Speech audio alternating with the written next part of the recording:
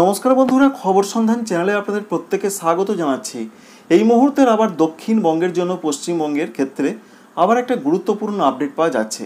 কারণ বর্ষা কবে প্রবেশ করবে তার একটা সম্ভাবনা নতুন করে দেখতে পাওয়া যাচ্ছে। আবার একটি বঙ্গোপসাগরে নিম্নচাপ, সেটা বাংলার দিকে আসতে পারে।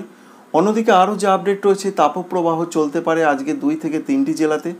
উত্তরবঙ্গে প্রচণ্ডভাবে বৃষ্টির লাল সতর্কবার্তা না হলেও অরেঞ্জ সতর্কবার্তা রয়েছে। 50 থেকে 60 কিলোমিটার গতিবেগে দমকা ঝড়ের সম্ভাবনার কথা বলা হয়েছে।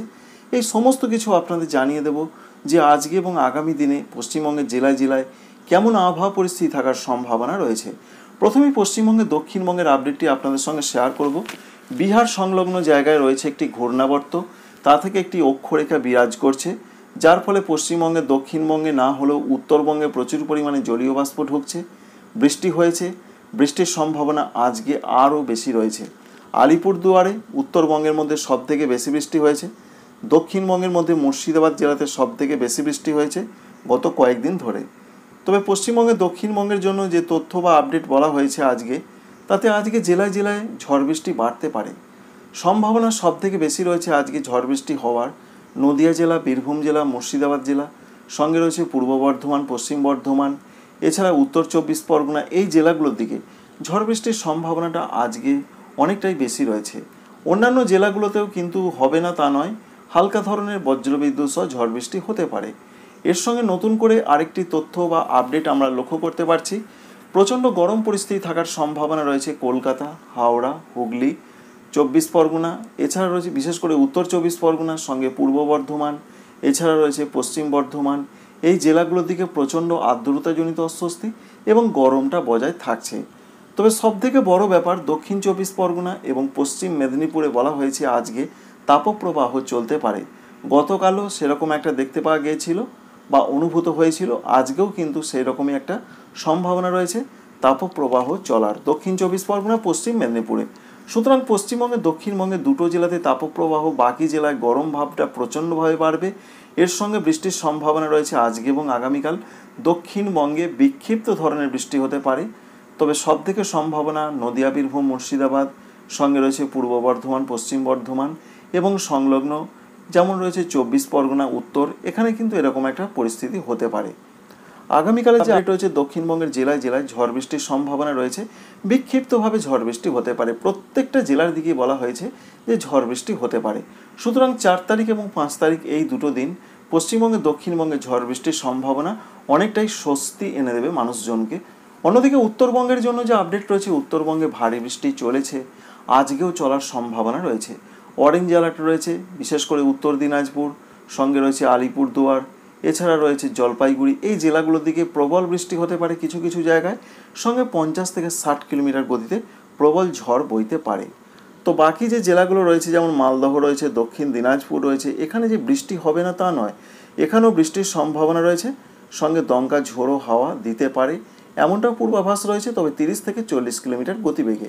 তাই উত্তরবঙ্গের জেলাগুলোতে আজকে এবং আগামীকাল ঝড় বৃষ্টির সম্ভাবনা বেশি, আজকে সব থেকে বেশি রয়েছে এমনটা তথ্য বা আপডেট এখনও পর্যন্ত পাওয়া যাচ্ছে। আর দক্ষিণবঙ্গের জন্য ব্যাপক যে বৃষ্টি হবে তেমনটা নয়, তবে ঝড় বৃষ্টির সম্ভাবনাটা কিন্তু থাকছে। সেই সম্ভাবনা আজকে এবং আগামীকাল। আস্তে আস্তে যেটা আবহাওয়া দপ্তর বলছেন যে 6 তারিখ থেকে, অর্থাৎ 6 জুন তারিখ থেকে ঝড় বৃষ্টির সম্ভাবনা দক্ষিণবঙ্গের জেলায় জেলায় অনেকটাই কমে যেতে পারে। তাপমাত্রা বেড়েছে এবং 7 জুন তারিখ থেকে তাপমাত্রা পশ্চিমবঙ্গের দক্ষিণবঙ্গের জেলায় জেলায় আরও বাড়তে চলেছে। ইতিমধ্যে 36 থেকে 37 ডিগ্রি সেন্টিগ্রেড তাপমাত্রা রয়েছে দক্ষিণবঙ্গের জেলায় জেলায়। সুতরাং পশ্চিমবঙ্গের আপডেট অবশ্যই আপনাদের বুঝতে কোনো অসুবিধা হয়নি। অন্যদিকে সারা ভারতবর্ষের ক্ষেত্রে যা তথ্য বা আপডেট রয়েছে, যেটা পশ্চিমবঙ্গকেও কিন্তু অনেকটা এফেক্ট দিচ্ছে, বিহারের একটি ঘূর্ণাবর্ত।